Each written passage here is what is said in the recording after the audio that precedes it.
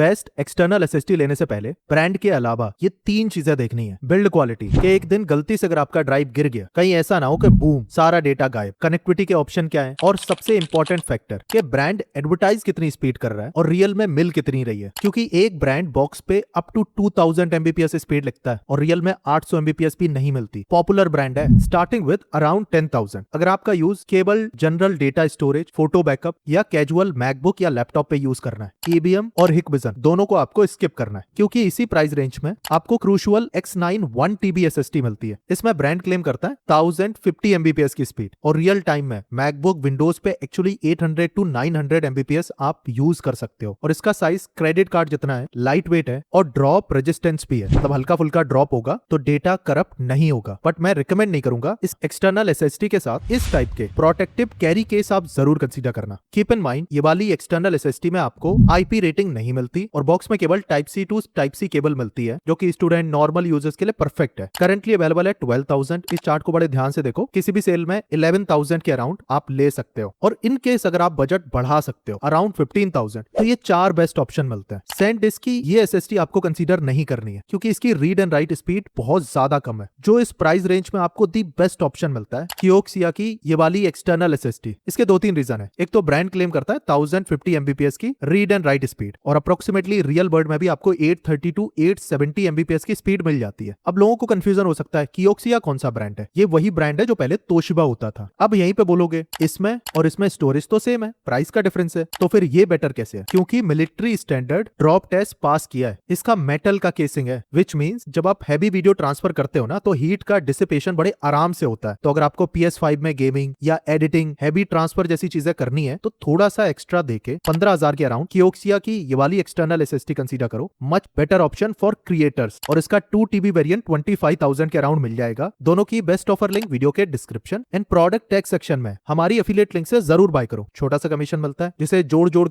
के इसी टाइप की कंपैरिजन वीडियोस बनाते हैं without any paid promotion. Please support us. Now coming on under 20,000 SanDisk Extreme और SanDisk Extreme Pro आती है। और अगर आप नोटिस करोगे SanDisk Extreme, Kioxia Z2 दोनों ही काफी सिमिलर हैं ड्यूरेबिलिटी एंड स्पीड वाइज। जैसे इसमें भी C2C केबल मिलती है USB-A अडेप्टर के साथ, IP65 रेटिंग है और ड्रॉप प्रोटेक्शन भी झेल सकती है। लेकिन पहले बता चुका हूं, रिस्क लेने की जरूरत नहीं है। एक अच्छा प्रोटेक्टिव कैरी केस बाय करना, पैसे बचेंगे। And almost same read and right speed है 1000 एमबीपीएस के आसपास एंड रियल टाइम में 850 to 900 एमबीपीएस तक आप क्लेम कर सकते हो। मल्टीपल कलर ऑप्शन भी मिल जाते हैं। बट जब मैं वैल्यू फॉर मनी ऑप्शन देखता हूं, तो Kioxia की ये वाली एसएसडी ज्यादा बेटर ऑप्शन है, क्योंकि सब कुछ इसमें मिल रहा है 5,000 रुपए कम में। और इन केस SanDisk Extreme और Kioxia G2 दोनों सेम प्राइस पे मिल रहे हैं, फिर आप कोई भी एक कंसीडर कर सकते हो। दोनों ही ऑलमोस्ट सिमिलर ही परफॉर्मेंस देते हैं, बिल्ड क्वालिटी वाइज या फिर ट्रांसफर स्पीड वाइज। अब जैसे एक चीज पहले बताई थी, इसी एसएसडी का एक्सट्रीम प्रो वर्जन आता है, मतलब ड्यूरेबिलिटी ज्यादा अच्छी है। जैसे इसमें आउटर लेयर मेटल का मिलता था, IP65 की वाटर रेटिंग भी है, तो आप बोलोगे ये बहुत अच्छा ऑप्शन है। ब्रांड इसमें 2000 एमबीपीएस बोलता है, बट ये स्पीड आपको तभी मिलेगी जब USB 3.2 जनरेशन 2 पोर्ट होगा, जो कि सभी डिवाइसेस में नहीं मिलता। इसीलिए बोला था कि मोस्ट ऑफ द टाइम इसमें आप 800 to 850 एमबीपीएस की स्पीड ही ले पाओगे। सो ये एक्सटर्नल एसएसडी बहुत अच्छा है, बट स्पीड का पूरा मजा नहीं ले पाओगे। और इन केस अगर आपके पास USB 3.2 जनरेशन 2 पोर्ट है, देन आप ये एसएसडी कंसीडर करना। 20,000 के अराउंड आपको बहुत ज्यादा अच्छी स्पीड मिलेगी। बट ये सबके लिए नहीं है, क्योंकि यहाँ पे लिखा है smartphone, PC, Mac, most of the चीजों में इसकी स्पीड और इसकी स्पीड सेम ही मिलेगी, 800 से 900 एमबीपीएस के आसपास। और इतना कंपैरिजन इसलिए कर रहा हूं ताकि आपको डिफरेंस समझ में आए। Now coming on premium category, मतलब आप प्रोफेशनल वीडियो एडिटर, फोटोग्राफर हो या फिर आप मैक यूजर हो जिसको डायरेक्ट एसएसडी कनेक्ट करके 4K एडिटिंग और बाकी सारी चीजें करनी है, फिर मैं आपको एक पर्सनल सजेशन देता हूं। फिर आप सैमसंग के पोर्टेबल एसएसडी ही कंसीडर करना। इसमें आपके पास सैमसंग T7 शील्ड, मतलब थोड़ा ज्यादा ड्यूरेबल, अच्छी बिल्ड क्वालिटी, और सैमसंग T9, तीनों ऑप्शन है। वैसे तो Samsung T9 the best option है, क्योंकि इसमें अप टू 2000 एमबीपीएस की रीड एंड राइट स्पीड मिलती है, which is best. The problem ये है कि अगर आपके पास लेटेस्ट मैकबुक भी है, तब भी इससे पूरी स्पीड आप यूटिलाइज नहीं कर पाओगे, तो आपको स्पीड वही मिलेगी 800 to 1000 एमबीपीएस। और अगर आपके पास मैकबुक के अलावा डिवाइसेस हैं USB 3.2 जनरेशन 2x2 वाले, जो इस प्रोटोकॉल को सपोर्ट करते हैं, फिर आप अप टू 2000 एमबीपीएस स्पीड ले सकते हो। एंड फिर ये एक्सटर्नल एसएसडी आपके लिए एक्चुअली वैल्यू फॉर मनी है। अदरवाइज इससे मैक्सिमम 800 to 1000 एमबीपीएस की स्पीड ही मिलेगी, विच इज फाइन। इसकी ड्यूरेबिलिटी सॉलिड है, पासवर्ड प्रोटेक्शन आप लगा सकते हो। ये एसएसडी भी ड्रॉप रेजिस्टेंस आती है, बट मैं फिर से सजेस्ट करूंगा कि आप एक अच्छा कैरी केस कंसीडर कर लेना। मल्टीपल कंपैटिबिलिटी है, लाइट वेट है और T7 के कंपैरिजन कंपैरिजन में ऑलमोस्ट डबल स्पीड मिलती है। और प्राइस का कितना डिफरेंस है? T7 मिलता है 25,000 का, T9 मिलता है 28,000, तो केवल 3,000 रुपए का डिफरेंस है। और इसी में अगर आप रगेड यूजर हो, मतलब बहुत ज्यादा आउटडोर जाते हो जहाँ पे एसएसडी गिरने का चांसेस ज्यादा है, फिर आप सैमसंग T9 को अवॉइड करके सैमसंग T7 शील्ड को कंसीडर करना। इसका द बेस्ट पार्ट है इसकी बिल्ड क्वालिटी, मतलब ये